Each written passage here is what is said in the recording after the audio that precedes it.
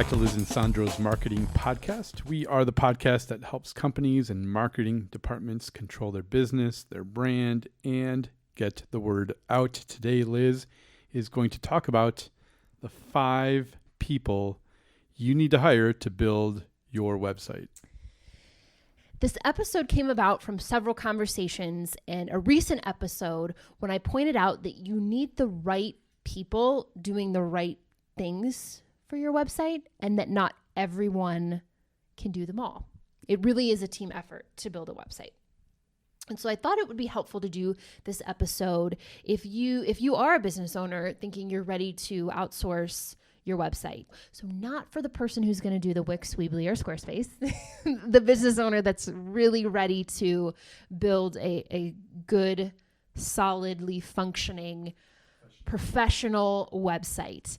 Also a good reminder if you are an in-house marketing person and you're looking at your company's website thinking, wow, it's been 5 years and we need to redo this. And who are we going to go to? And what expertise do they need to have in order to do a good job? What kind of team do I need to make this happen?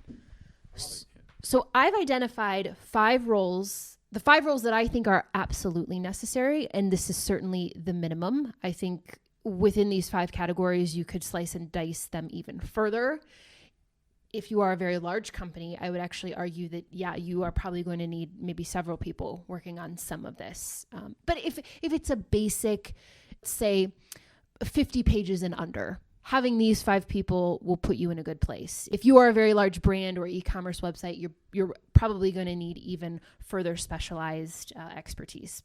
But let's just start with these 5 because I think this is going to cover a lot for most people. So first one is the marketing strategist. This is the individual driving the big picture vision for the site and how it's going to function within the business, within the sales cycle. How is it going to actually drive sales for the company?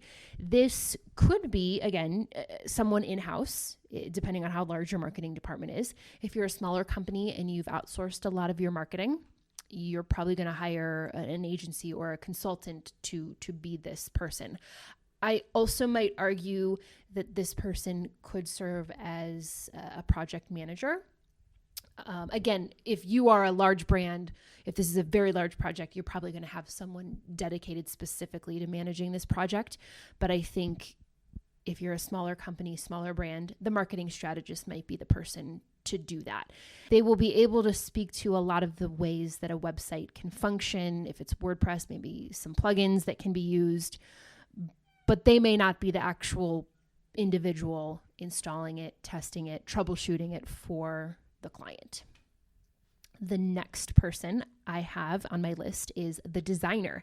And I think this is what most people think of when they think of a new website. They think of the design, the graphics, the visuals, how it's going to look on the page.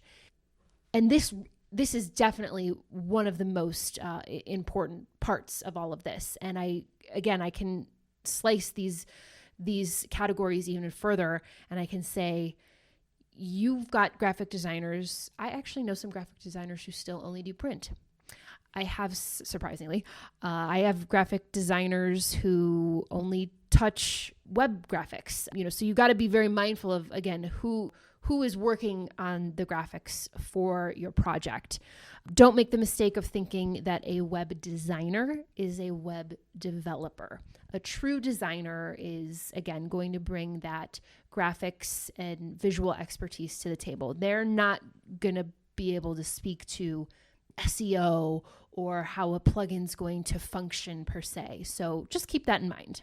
The third person is the developer. This is the behind the scenes technical person who is probably working very closely with the designer, but in a much different capacity. Again, behind the scenes, more technical. They're making sure that the graphics look good from desktop to mobile. So when a designer designs something, it might look great, but then how does that actually condense into the mobile version? And you might need the developer to write some code to make that look good. You might go to a developer to get their insight on which plugins for your WooCommerce store are going to function best, which, they probably have some insight on which ones have worked really well, which ones are total crap. They're going to have some insight, again, on some more technical things that a designer probably can't speak to. Yeah, they know HTML and CSS. CSS will change the color of something. If you can't get the exact color right, then they could tweak the code to make the exact color right, or the exact size of a button correct, or make it look different on mobile versus desktop, the button bigger and certain things. So yeah, they know the coding to go in there and actually fix it, tweak it to your specification, to the designer's specifications. Yes. Yeah. Yeah. We've had some designs where we didn't just want kind of that standard nav bar at the top. We wanted to jazz it up a little bit, and the developer, we had to provide a mock-up and say, this is what we want, this is how we want it to function, and then the developer wrote some custom CSS for that. Sometimes designers and developers don't always speak the same language, so just be mindful of that. That would be an argument for having a really good marketing strategist or good project manager who can kind of ensure that everyone is on the same page and, again, speaking the same language and ultimately helping deliver what the client needs in a website. They're almost like the general contractor. They kind of, pull yeah. in the plumber, they pull in the electrician, they pull in the... Definitely. My fourth person is a content writer. This is the person who is really helping to tell your story in a way that's engaging and appealing to the website visitor. I think this is an area where most people struggle. And maybe that's because I find myself at a lot of WordCamps with a lot of developers who are very upfront. They're like, we're not going to write the content for you. So what often happens in their case is they're relying on the client or the business owner. And we all know that relying on the client for content is... I built a realtor website 6 months ago, see her 3 times a week, and she still hasn't gotten me the content. Yeah. Not everyone has a way with words. It is a very unique skill, in my opinion. Don't underestimate the power of a good content writer. Find someone who can speak in your brand's tone and in the right voice, and stick with them. Have them create some really good page content, work with them to craft blogs in the future, maybe some email messages that will coordinate with ongoing marketing. I think the content writer can often be a blind spot for a lot of people. My fifth person is an SEO expert. Now, I will actually say that a lot of the content writers that we work with at Hirsch PR, I actually prefer that they have some SEO experience. I think that as the storytelling is unfolding, it's really helpful for that individual to have an understanding of keywords and how to work them in, and what is the title tag and a meta description and an H1 tag. So I'm pretty particular about, again, the content writers that I bring on staff, but I will say they're rare and hard to find. So what happens a lot of time is you've got someone who's really great at content, who's really good at crafting words, and then you've got the SEO expert who comes in and can do some of the keyword research, and that's really why you need the SEO expert, someone who understands how search engines think, understands how to do keywords, and can advise the content specialist on how to weave those words into the content. Because this is where you've got someone who's thinking, your SEO expert is thinking strictly about how search engines work. Metrics. Yeah. You've got, designer who's all about visuals, and they might take it to a place where it's too much, and then you've got the story and the content, and hopefully you've got a good marketing strategist who can see the bigger picture and say, all right, great, I love what you SEO expert is saying. Let's take this piece of the design, let's match it with this content, and now we've got a product that the client can, again, really use as an important component of the business and the sales cycle.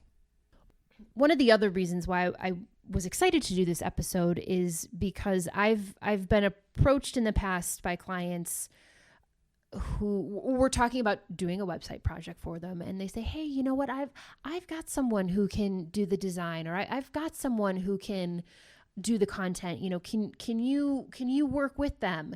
And I mean, I truthfully always politely decline, because I've built a specific flow and process for building websites. And team. Yes.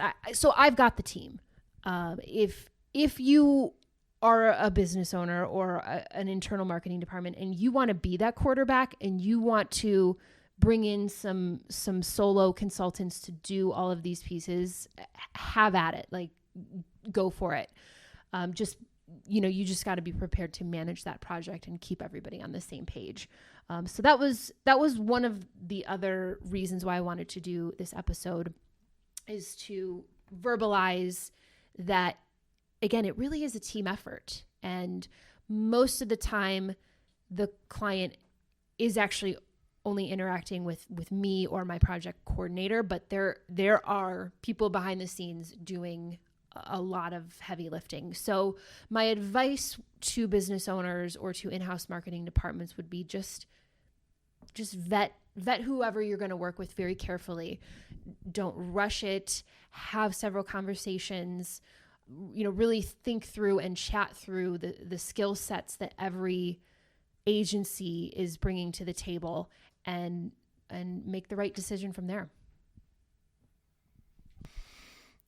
Thanks so much for this, Liz. I think we needed this episode. I love that you laid it all out for small business owners, and a reminder for marketing directors to realize what it takes to build a great, solid website.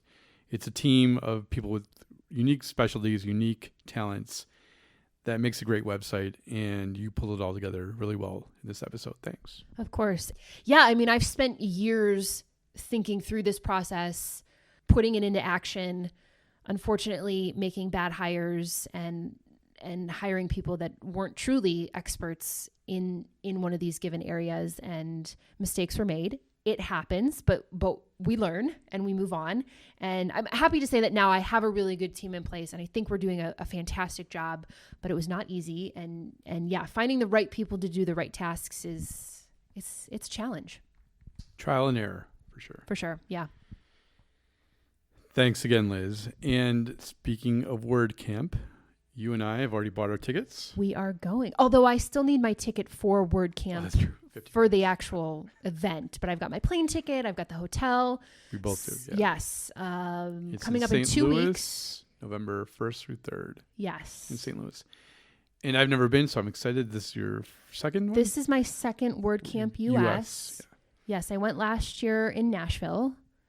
I thought it was great. I love the WordPress community is so diverse, and you get to talk to so many different types of people and learn different things. And it's all skill ranges. I mean, it's people who are just dipping their toes in the WordPress waters. It's people who are, like true developers who speak a totally different language from me. So it's fun. It's a lot of fun. I'm really excited. I can't wait. And I've never been to St. Louis, so it'll be a lot of fun. And we're staying right by the Arch. I heard there's an elevator in there. The Gateway or whatever it's called. I thought it went over the Mississippi because it was like the gateway to the west past the Mississippi, but it does not go over the Mississippi. That would have been cool. Thanks again to all of you for listening. You will find us where you find your favorite podcast. If you like what you hear, we'd love a review on iTunes. You can also reach us via Instagram, Facebook, and Twitter. We have those links in our show notes. And our email address. If you have a question, we'd love to hear it. We'll give you a shout out and a link. Thanks again for joining us. We'll see you next time.